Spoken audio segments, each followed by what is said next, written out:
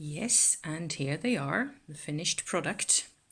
Beeswax and coconut oil containing little fragments of flycap mushroom dried as per spec.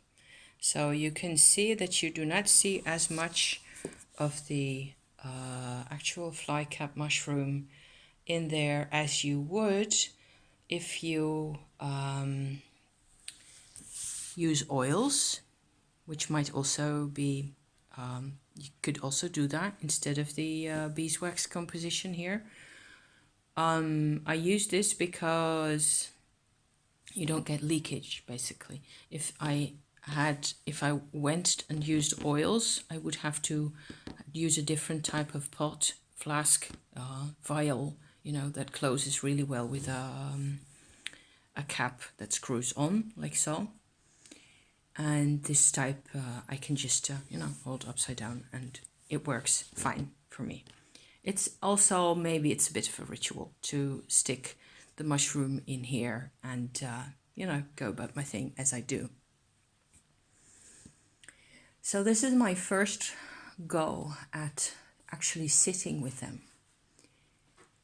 And I would say that the effect is pretty extraordinary. There is a reason why people are scared of this. And if anything, I would like so much for this type of vibration to become easier to access for people, because it feels really good. And yes, it does feel different. And this is not like I'm imagining all sorts of things going on, because I don't get the time. The way I've gone about working with crystals and with energy products in all sorts of ways for, I don't know, a decade now or so, I would be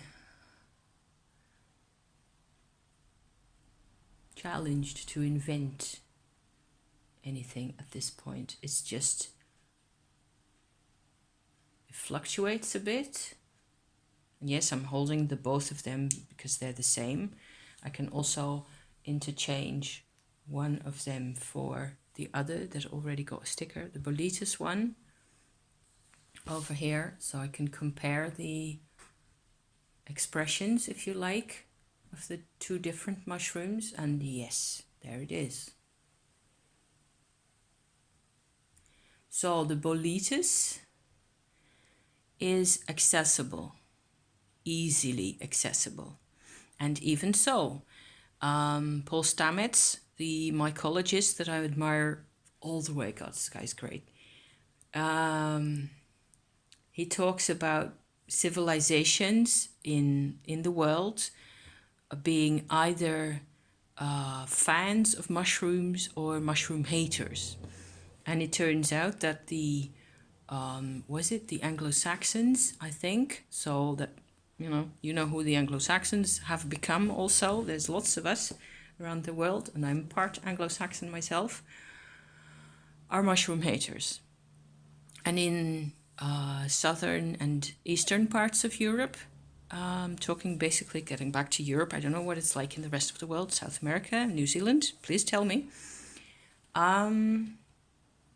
Mushrooms are loved and harvested and cherished, and they're part of the seasons, and it's, so of course there's also a link to witchcraft, which is why I'm posting all this stuff, just in case anybody is interested, and which is why I do my things here with two little different.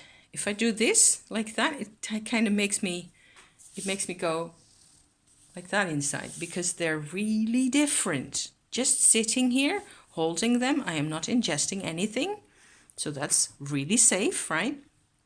And also for some people who are really into energy work, vibrational stuff you can't see, which is absolute Wicca as far as I'm concerned, or absolute paganism, or whatever you like to call those things, or whatever you like to identify them as.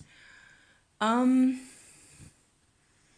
it's really interesting because also I think in the Russian parts of Eastern Europe, maybe in Poland, I'm not sure, there's actually more of a fondness for the Amanita type mushroom even.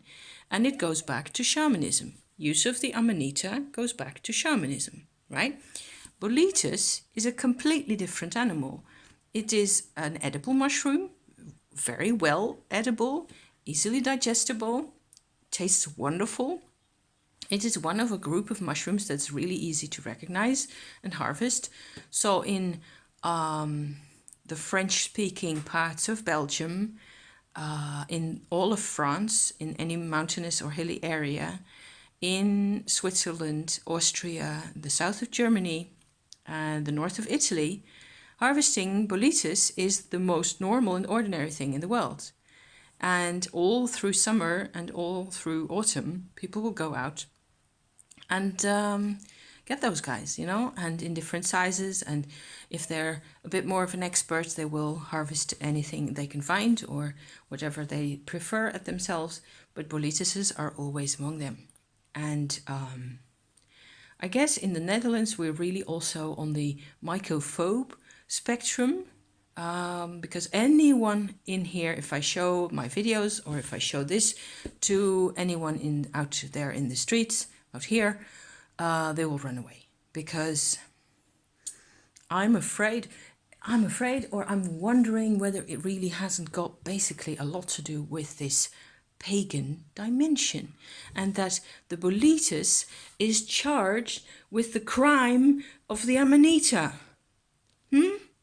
How about that?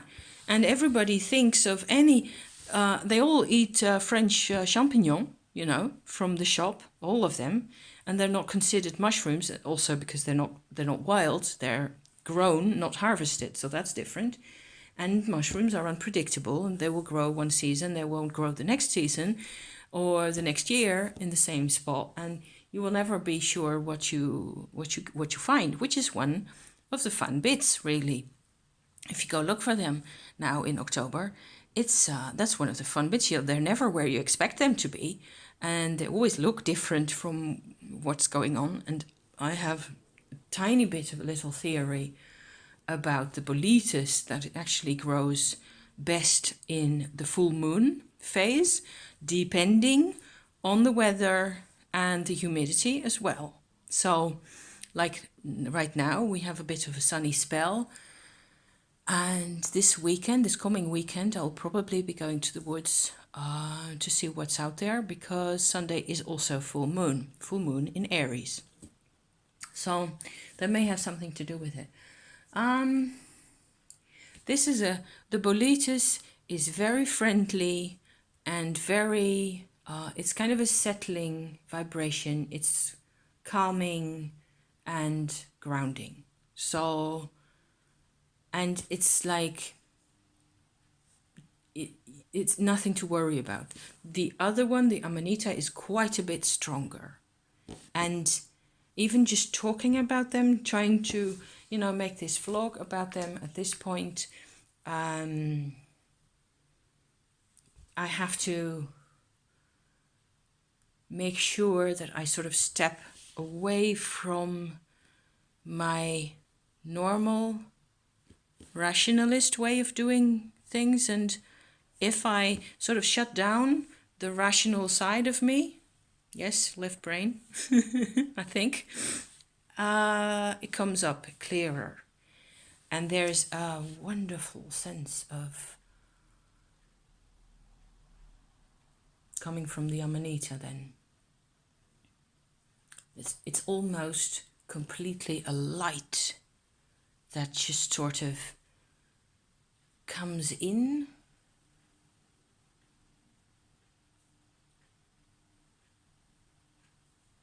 And it doesn't really do anything to me.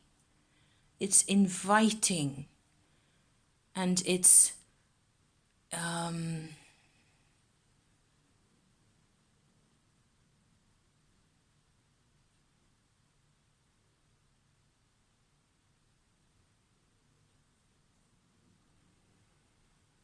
for now, I would say it's just inviting me to drop all pretense, drop all,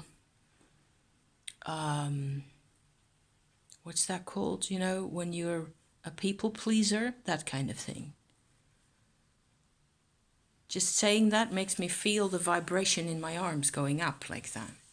It's kind of cool and bright and strong. It's strengthening. Strengthening for the self. Yes, I can see that. Am I 10 minutes in? Okay, I'm going to stop this bit right here. Thank you for watching, you guys. And gosh, I'm never stopping making videos, am I? I haven't tried the incense yet. I'm saving that bit for a special occasion, probably later in the season. And I will maybe also harvest some more, and maybe I can take you along then. Okay, as we proceed. Thank you for watching, you guys. Love you. See you soon. Bye-bye.